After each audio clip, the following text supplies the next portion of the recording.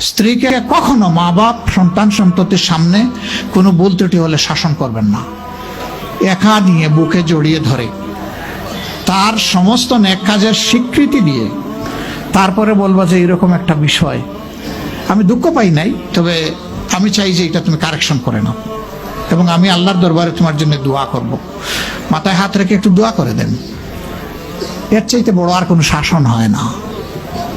কিন্তু আপনি যদি মাকে খুশি করতে গিয়ে মায়ের সামনে তাকে ধমক দেন, তার ব্যক্তিত্বের উপর আপনি তীর ছুঁড়েছেন, আঘাত দিয়েছেন, সে ফুঁসে উঠবে। সে বলবে সব উজাড় করে তোমার এই সংসারে দিলাম, আজকে তুমিই না আমাকে এইভাবে বেইজ্জত করলে। সে মানুষ তো, তার মানবিক রিয়াকশন হবে। কাজ করবো না আমরা কেউ।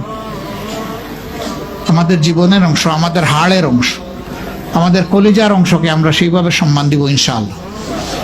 আমরা ভালোবাসবো সে আমার স্ত্রী, আমরা শ্রদ্ধা করবো সে আমার সন্তানের মা। স্ত্রী হিসাবে ভালোবাসা পাবে, মায়ের জাতি হিসাবে সুসম্মান পাবে। এই দুইটা ব্যালেন্স করে যদি আমরা চলি, গড় হবে জান্নাতের টুকরা ইনশাআল্লাহ।